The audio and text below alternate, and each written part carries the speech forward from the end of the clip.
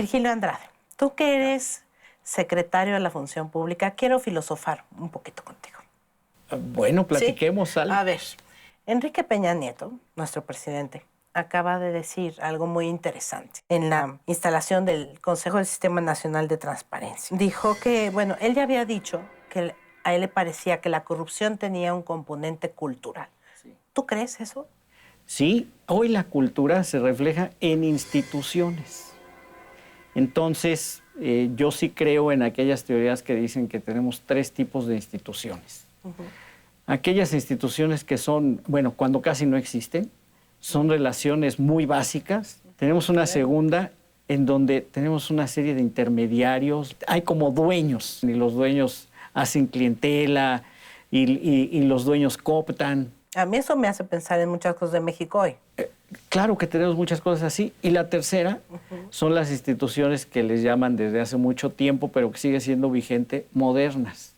Son las instituciones con reglas. Pero no solo reglas, sino estímulos para cumplir las reglas. Esto quiere decir premios y castigos, una cosa así de simple, pero tan compleja de construir. ¿Por qué? Pues porque los humanos tenemos tentaciones, los humanos, y más ahora en la sociedad abierta, inmediata, incierta, queremos de alguna manera más. Entonces, claro, es cultural en el sentido institucional de la palabra. Entonces hay 2 elementos que permiten atemperar digamos, las tendencias racionales a tener lo más que se pueda. O por la vía de la fe, lo haces por medio de la religiosidad y es una convicción intrínseca, es una ética interna, personal, genuina, con base en valores que a su vez se fueron desarrollando para convivir mejor. Pero la otra vía es la vía de las reglas, la vía de las leyes, lo que llamamos Estado de Derecho. Esta sí es una cuestión para atemperar la condición humana. Partiendo de esto, ¿no? De que la condición humana tiene sus tentaciones y otra en un país como este. De la noche a la mañana. Y querer de la noche a la mañana desata un conjunto de decisiones que pueden ser atropellantes, si me permites el término, excedidas. Entonces, ¿sí te ves como un domador? Quizá por momentos, pero básicamente para eso primero es construir, o sea, se doma construyendo instituciones, construyendo reglas. Y claro, la parte de domar está desde el momento en que se entra a aplicar castigos. Ahí sí. Sí, porque parece que por las buenas no entendemos, Virgilio, ¿no? Eso es hasta después de tiempo. Siempre sucede, en cualquier sociedad. Primero es como por las malas y luego poco a poco va siendo por las buenas. Si seguimos yendo por las malas, quiere decir que las instituciones no están suficientemente bien construidas. Y no están, porque el 99 o 98% de los delitos quedan en impunidad. Y es lo que está sucediendo en México hoy. Se está tratando de tener mejores consensos nacionales, porque necesitamos más reglas básicas, más de las constitucionales, más allá de las constitucionales, otra serie de reglas ya más de proceso, ya más aterrizadas. Y eso podría estimular a que no queden impunes el 95% de los delitos, que varios de ellos, o casi todos, son de lo que se llama orden común. O sea, son delitos que se cometen en las entidades federativas. A ver, hablemos de eso. Tú has hecho varios llamados a los gobernadores a que se pongan las pilas, por decirlo en palabras muy de a centavo, con respecto a la vigilancia de la corrupción, lo has dicho, ante contralores estatales. Pero yo no veo que se estén dando como pasos así. ¿O es necesario que hagamos no una secretaría de la función pública federal, sino nacional también? Entrar a las entidades federativas hoy en esos temas sí ha requerido de una reforma constitucional, pero también de una ley general. Entonces, hoy hay una ley general de transparencia, o sea, mismas reglas que se aplican a los poderes federales, pero también a las entidades federativas y municipios. Va a haber una ley general de servidores públicos, van a ser las mismas. Esa todavía no está. No, pero ya está apuntado como obligación. Sí. Bueno, eso de entrada. Pero hoy también he podido platicar y expresar la posibilidad de construir una agenda común de combate a la corrupción. Cuando se dice agenda común, es un gran pacto con independencia de esas leyes. Entonces, en conclusión... ¿Y te pelan, Virgilio? Por lo mismo, no tanto por mi persona. Sí, ya sé. Sino es porque la sociedad, en combinación con instituciones privadas, en combinación con quienes están invirtiendo, ordenan a los estados y hacen juicio. Son ordenadas, o como dicen en anglicismo, ranqueadas.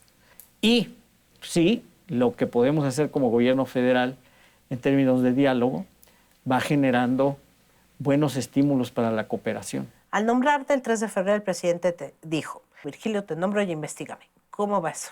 Lo que se hace básicamente en esta investigación es verificar la forma como fueron asignados los contratos. No estás investigando la compraventa, porque no está dentro de tu responsabilidad, no puedes hacerlo. Podría darse en un momento dado, sí, pero lo principal son los contratos. Los contratos del Grupo IGA, que eran como 50, dijiste al inicio de febrero, ¿no? Sí, después se hace una depuración, probablemente sean un poco menos.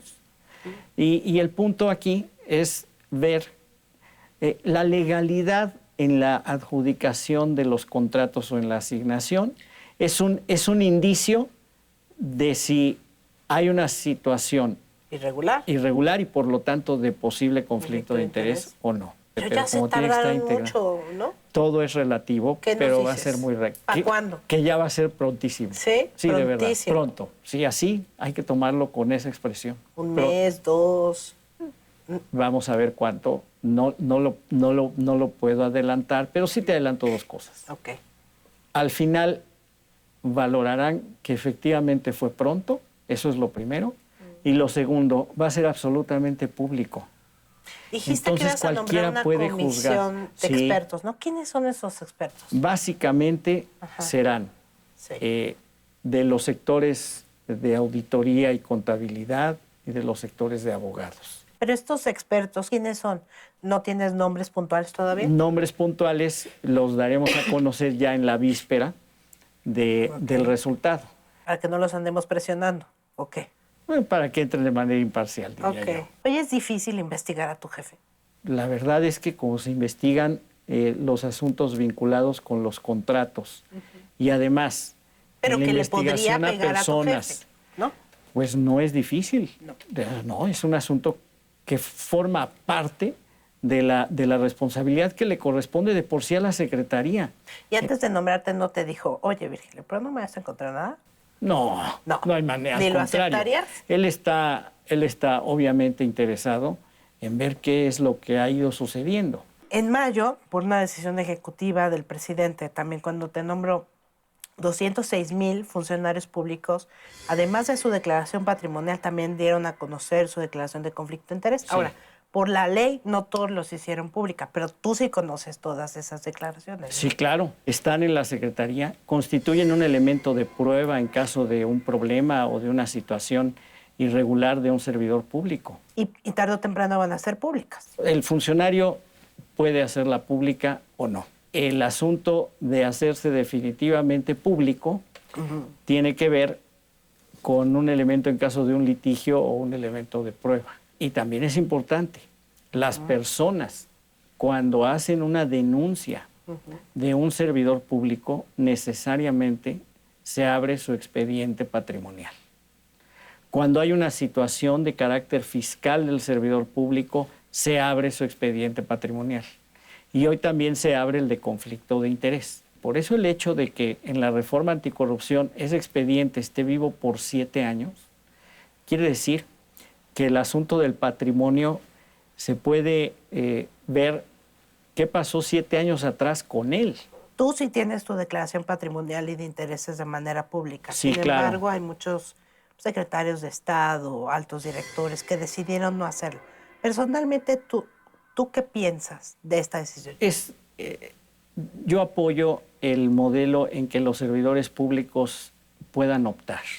¿Por qué? Porque cada servidor público tiene situaciones particulares y de carácter familiar en donde hay un derecho a proteger dicha esfera privada. Entonces, que quede en un juego de valores tiene también su razón de ser. Muchas gracias, Virgilio Andrade. Al contrario, muchas gracias. Gracias a ti. Entonces no se vayan, entren a nuestra página de internet, tenemos mucho más de esta entrevista con Virgilio Andrade. Y como siempre los esperamos en Facebook, en Twitter, en Pinterest y también en Instagram.